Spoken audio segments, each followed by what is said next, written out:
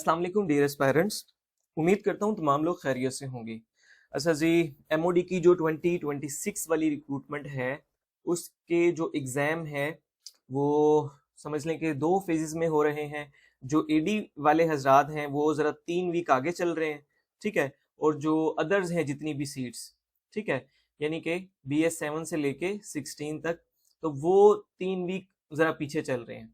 तो मुझसे एक सर वो आप लोग पूछ भी रहे थे ना कि सर ये टेस्ट कब होना है, रिजल्ट कब होना है। तो मैं आप लोगों को डेट जब बता रहा था तो आप लोगों को ऐसा लगता है कि पता नहीं सर का अंदर कोई जानने वाला है। भाई मैं आपको एनालिसिस करके बता रहा था, ठीक है जी। ये मेरा एनालिसिस था कि अगर 3 हफ्ते का पहले टेस्ट में डिफरेंस है तो आगे भी इतना ही डिफरेंस रहेगा। बहरहाल अब ये जो है ना, ये आपका असिस्टेंट डायरेक्टर जो BS17 का हो चुका है 23 मई को, तो ये वो वाला पेपर है। इसको अब हम देखते हैं, ठीक है। अच्छा, तो वैसे मैं पहले 2 वीडियोस में बता चुका हूँ, जिसने वो नहीं देखी चले वो ये देख लेगा, उसका फायदा हो जाएगा। एडी के जो हैं वो 2 पेपर होते हैं जी, ठीक है जी। 2 पेपर होते हैं, एक पेपर करंट अफेयर का है 100 मार्क्स का और एक है जी ऐसे का, ठीक है जी। तो इस तरह आपके ये 2 पेपर होते हैं। लेकिन जो अब आप लोगों का है यानी कि सब इंस्पेक्टर मोस्टली लोगों का है, इसी तरह LDC है, UDC है, ऑपरेटर स्पेशल है, ठीक है जी, सिक्योरिटी सब इंस्पेक्टर है, ASI, जो भी सीट्स है ना बाकी आपकी जो बच गई हैं उनका सिर्फ एक पेपर होता है। पुरानी जो वो चल रही है ना रिवायत, उसके मुताबिक मैं भी आप लोगों को बता रहा हूँ। इस एक पेपर के अंदर क्या होता है जी, कल वाली वीडियो में मैंने बताया आपको कि 5 क्वेश्चन या फिर 4 क्वेश्चन होते हैं। 5 होंगे तो 2020 के, 4 होंगे तो 25 के, ठीक है जी। तो इस तरह जो है ये 100 के बन जाते हैं। अच्छा, अब इसमें देखें, इसमें तो जो ये प्रेसी है ना, ये करंट अफेयर वाले पेपर में आ गई थी, ठीक है। तो 25 नंबर की प्रेसी आई, बाकी करंट अफेयर के 3 क्वेश्चन, ठीक है। तो कितने हो गए, 75। इस तरह ये 100 नंबर बन गए आप लोगों के। और ये ऐसे तो 100 का अलग ही है। तो अब आपका भी एक्सपेक्टेड है कि आपके पेपर में एक प्रेसी आएगी, या तो वो 25 नंबर की होगी या 20 नंबर की होगी, अगर उन्होंने क्वेश्चन बढ़ाना हुआ तो। अब आगे देखें जी, उन्होंने जो दूसरा पेपर था, जो आपका यहाँ पे वर्डिंग दी हुई है ना, क्या बोलते हैं, करंट अफेयर्स उसमें अलग किया हुआ है उसने, पाकिस्तान अफेयर्स जो है वो अलग किया हुआ है। और इसी तरह उसने फंक्शनल इंग्लिश का एक वर्ड यूज किया है, जो अभी आप लोगों का सिलेबस आया, मैं उसकी बात कर रहा हूँ। और भी कोई एक एबिलिटीज का जो है ना उसने वर्ड यूज किया था, वो प्रॉपर मुझे याद नहीं आ रहा। तो बहरहाल ये जो भी चीज है ना, जितनी भी उसने वर्डिंग लिखी हुई है, तो मुझे लगता ये है कि जिस तरह पुराना पैटर्न है वो उसी तरह आएगा। अगर कोई अपने तौर पे वो करना चाहता है अलग चीजें, मतलब फंक्शनल इंग्लिश में अगर कोई कहता है कि मैंने ग्रामर करनी है, ग्रामर की ईच एंड एवरीथिंग, तो वो करे, उसको कोई रोकेगा नहीं। लेकिन अभी आप लोगों के जिस तरह 2 दिन रह गए हैं, तो जो चीजें ऑलरेडी आप लोगों के पास गाइडलाइंस हैं या बता रहा हूँ, अगर आप वो कवर कर लेंगे तो वही बेहतर है। अच्छा जी, ये इनका पहला पेपर था 25 नंबर का ऊपर, और 25 के 3 सवाल ये, तो ये हो गया इनका 100। अब हम देखते हैं क्वेश्चन आए कौन से थे, ताकि आपको थोड़ा आइडिया हो कि आपके पेपर में किस तरह इससे मिलते जुलते क्वेश्चन आ सकते हैं, ठीक है। तो क्वेश्चन नंबर 1 तो प्रेसी वाला हो गया। क्वेश्चन नंबर 2 है आपका, ये है जी स्ट्रेटेजिक स्टेबिलिटी। कहां पे जी, साउथ एशिया के अंदर, and the future of Pakistan India relations, ठीक है। अच्छा, अब मैंने जो अपने सेशन में जो मेरे अपने स्टूडेंट सुन रहे हैं उसमें जब मैंने आपको ये पाक इंडिया रिलेशंस करवाए हैं, तो मैंने आपको यही बताया था कि इतना बड़ा टॉपिक मैंने आपको करवा दिया। अब कोई भी वो आपसे चीज पूछे ना, तो आपने यहीं से डाटा उठा के उसके अंदर एडजस्ट करना है। अच्छा, अब ये जो स्ट्रेटेजिक स्टेबिलिटी है ना, इसका, अच्छा एक और चीज मैं आपको बताऊं, ये जो पेपर है ना, इसके अंदर उसने हर सवाल में तकरीबन कोई ऐसे वर्ड यूज किए हैं जो अगर आपको उनका मतलब नहीं आता तो प्रॉपर आप आंसर नहीं कर सकते, ठीक है। अब जिस तरह काफी सारे लोगों को आप में से, क्योंकि एडी वाले तो गुजर गए हैं ना, अब ये 7 से 16 वाले हैं, अब इनमें 7 स्केल वाले भी कई लोग हैं। अब वो किस तरह ये अगर उसे वर्ड दे देता है वो स्ट्रेटेजिक स्टेबिलिटी, उसको तो समझ ही नहीं आएगी ये है क्या, उसने इसके ऊपर लिखना क्या है। तो इसीलिए मैं आप लोगों को स्टार्ट से कह रहा हूं कि एक तो आप लोगों का जो पेपर होता है उसकी जो वर्डिंग होती है वो जरा आसान होती है, ठीक है। आपको कम से कम स्टेटमेंट पढ़ के पता चल जाता है कि यार इसने पूछा क्या है।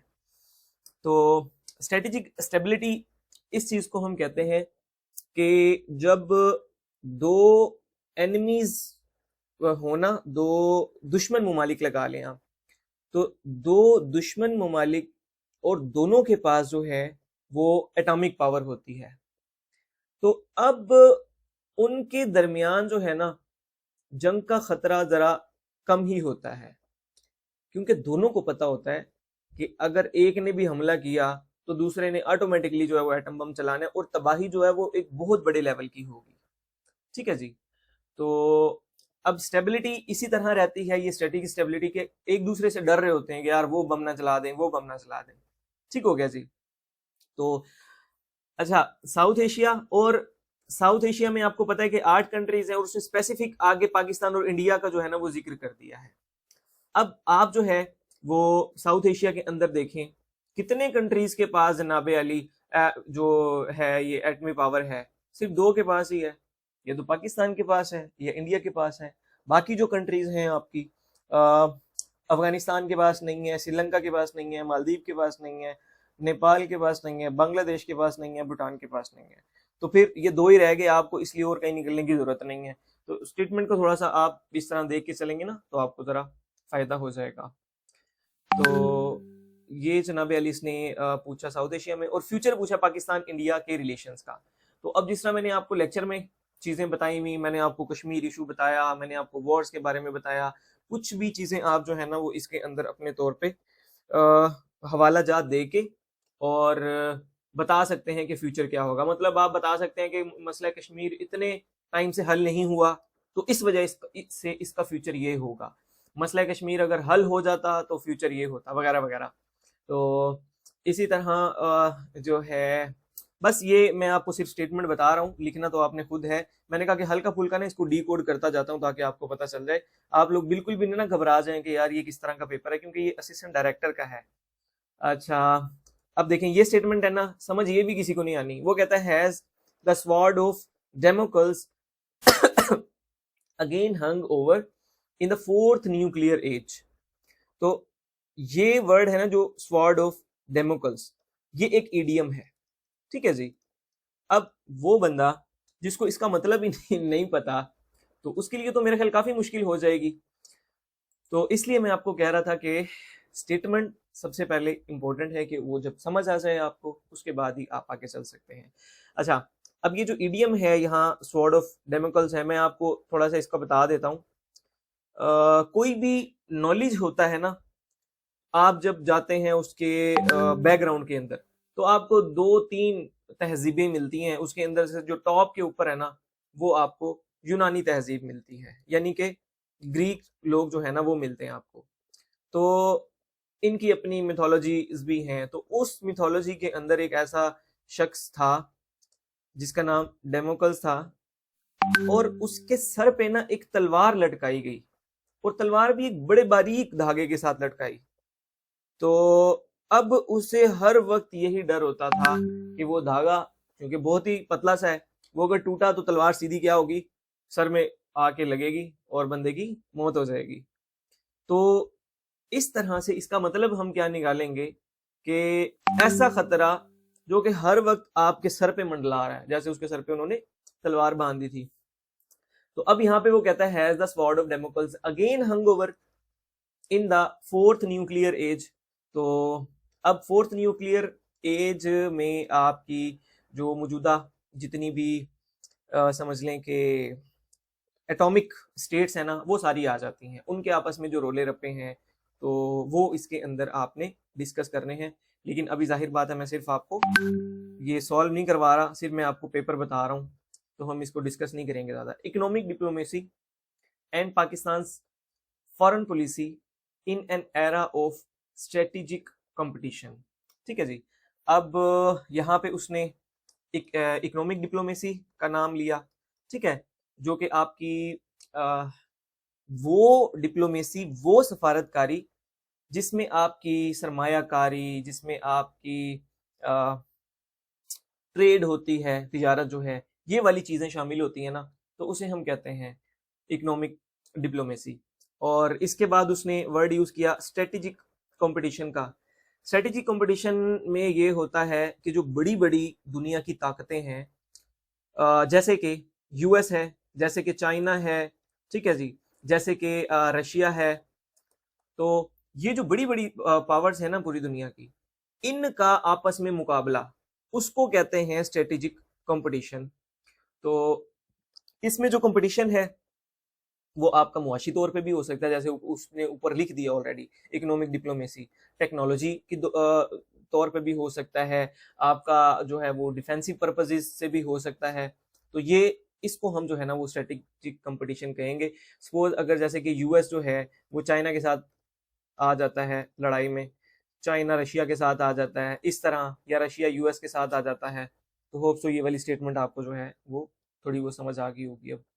अच्छा, अब 3 क्वेश्चन गुजर गए हैं ना, तो उसने ऊपर यही कहा था कि आपने 4 में से 3 करने हैं, 3 को आप 25 से ज़रब देंगे, 75 नंबर आपके यहाँ पे इस तरह बन जाते हैं। ठीक है जी। अच्छा, अब ये लास्ट है statement, economic sanctions and their role in contemporary international policies. अब इकोनॉमिक सैंक्शंस क्या होती हैं, इसका मैं थोड़ा सा बस आपको एक एग्जांपल देके बताऊंगा। जिस तरह ईरान के ऊपर मुआशी पाबंदियां लगाई हैं ना, उसे इकोनॉमिक सैंक्शंस कहते हैं। ठीक है, तो उस पर पाबंदियां लगा के उससे अपनी बात कोई मनवा ली जाए। जैसे कि ईरान ने उल्टा क्या किया जी, इकोनॉमिक सैंक्शन के तौर पे उसने अब नए हरमज को बंद कर दिया। ठीक है जी, उसने क्या किया, स्ट्रेट ऑफ हॉर्मुज को उसने क्लोज कर दिया। तो अब ये क्या कर रहा है, इससे प्रेशर डाल रहा है, दबाव डाल रहा है, ताकि अमेरिका ने जो अपनी पॉलिसी बनाई हुई है कि भाई आप अपना जो न्यूक्लियर का प्रोग्राम है वो खत्म करो, उससे बचा जा सके। ठीक है, तो ये आपका करंट अफेयर का निकल गया है। तो इस तरह के क्वेश्चंस आपके आए हैं लास्ट, और होप सो अभी मजीद थोड़े से इजी आपके आ जाएंगे। अच्छा, नेक्स्ट ऐसे, ऐसे जो है ना आपको कितने, 2 मेरे ख्याल गिवन थे, 2 के 3 गिवन थे, बहरहाल मेरे पास यहाँ पे 2 स्टेटमेंट है। तो ऐसे वो हमेशा आपको 2 ही देता है, ताकि आप उसमें से चूज कर लें, जो आपको आए वो आप लिख ले। ठीक है जी। अच्छा, ये ऐसे की स्टेटमेंट है अब हमारे पास। वो कहता है power is everywhere not because it embraces everything but because it comes from everywhere.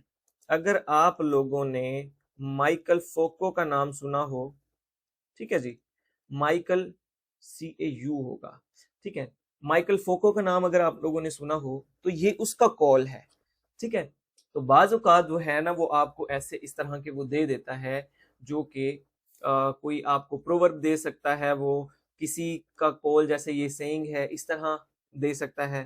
तो उसमें फिर आपकी अपनी मर्जी है कि आप किस तरह जो है ना उसको लेकर चलते हैं। तो अब यहाँ पे जो है ना उसने बेसिकली पावर के ऊपर ज्यादा जोर दिया है, कहते हैं पावर इज एवरीवेयर। तो अब यानी कि आगे चल के आपने ऐसे के अंदर इसी चीज के ऊपर ज्यादा फोकस करना है। अब ये माइकल फोको के मुताबिक था क्या, वो कहता है कि ताकत जो है ना, पावर जो है वो हर जगह है, वो किसी एक बंदे के पास नहीं है, वो सिर्फ गवर्नमेंट के पास या हमारी आर्मी के पास जो है ना वो नहीं है, बल्कि आम लोग हैं, जैसे कि टीचर्स हैं, लॉयर्स हैं, जैसे कि मुल्ला हजरात हैं। तो हर एक शख्स के पास या चीज के पास जो है वो क्या होता है, ताकत मौजूद होती है। तो वो फिर मिलजुल के जो है ना समझ लो कि। अच्छा, आगे नेक्स्ट देख लें, अब ज्यादा लंबा नहीं करता इसको मैं। ये दूसरा टॉपिक है, वो कहता है कि are wars inevitable outcomes of international competitions, ठीक है, और are they avoidable mistakes resulting from poor leadership? Discuss whether systematic pressure leads nations to war or human agency plays the major role. तो ये भी स्टेटमेंट जरा काफी लंबी सी उसने दे दी है, तो अगर आप इसे पहले समझेंगे स्टेटमेंट को सही से, तो ही फिर आप आगे इसको लेकर चल सकते हैं। आसान अल्फाज में जो है ना मैं आपको बता देता हूँ, वो यहाँ पे उसने ये पूछा है कि जो जंगें होती हैं, ठीक है, जो वॉर्स होती हैं, वो उसकी वजह क्या है। क्या उसकी वजह जो है इंटरनेशनल कंपटीशन है, आलमी तौर पे आपका मुकाबला है दूसरे ममालिक के साथ, या फिर पुअर लीडरशिप है। ठीक है, कोई चवल सा लीडर आ जाए और आके आपकी किसी दूसरे मुल्क के साथ जंग करवा दे, वो उसके डिसीजंस इस तरह के हों, उसकी पॉलिसीज इस तरह की हों कि वो क्या करवा दे जी, आपकी जंग करवा दे। तो इस टॉपिक के ऊपर आपने क्या करना था, यहाँ पे डिस्कस करना था। तो बहरहाल ये कंप्लीट हो गया। मैंने आपको कल वाली वीडियो में कहा था मैं आपको पेपर दूंगा, ये पूरा कंप्लीट पेपर आपके पास आ गया है और मैंने थोड़ा बहुत इसको जो है ना डिकोड भी कर दिया है। अब अगली चीज ये है कि हमने ना 11th मई को एक सेशन स्टार्ट किया था इसका डिस्क्रिप्टिव का, और उसके मैंने 4 लेक्चर्स ऐसे किए थे। तो तकरीबन उसके बाद ये डेट आ गई थी एडी की ना, तो फिर मैंने प्रीवियस लेक्चर जो हमारे पिछले सेशन के थे वो प्रोवाइड किए, और साथ में जो है मैंने हमारे पास रिजवान बोसन साहब ने जो है वो ऐसे पढ़ाया था। ये CSS क्वालिफाइड हैं यूनिवर्सिटी ऑफ कैलिफोर्निया से, इन्होंने ऐसे राइटिंग की हुई है, ठीक है जी, और इंग्लिश लेक्चरर है। तो वो मैंने लेक्चर्स प्रोवाइड कर दिए थे। उसके बाद अभी जब डेट आई है तो मैंने दोबारा से टॉपिक्स प्रोवाइड किए हैं। तो अभी मैं मेरे ख्याल 3 टॉपिक कल से दे चुका हूँ, तो मज़ीद मैं जो है ना 3 से 4 टॉपिक मज़ीद दूंगा जो इम्पोर्टेंट होंगे। तो ये सारी बातें बताने का मकसद है, अगर किसी ने सेशन ज्वाइन नहीं किया और वो करना चाहता है तो हमारी 3000 इसकी फ़ीस है। आप जो है 0318333404 पे व्हाट्सएप करेंगे, कॉल नहीं करेंगे, डिटेल्स ले सकते हैं, सेशन ज्वाइन कर सकते हैं। इसमें यह है कि जितने भी लेक्चर्स अभी तक हो चुके हैं, ठीक है जी, सारे जितने भी लेक्चर्स हैं, जितने भी नोट्स हैं, वो इकट्ठे आपको मिल जाएंगे, ठीक है। तो बेशक आप पेपर से आधा घंटा पहले भी अगर आएंगे ना, तो आपको जाहिर बात है फीस वही पे करनी पड़ेगी। तो फिर ये कई लोग कहते हैं कि सिर्फ फीस में कंसेशन करें, हालांकि फ़ीस हमारी ऑलरेडी काफ़ी कम है। तो बहरहाल ये आपका आज की वीडियो का मकसद कंप्लीट हो गया है। तो आज के लिए इतना ही जी, बहुत बहुत शुक्रिया, अल्लाह हाफिज़।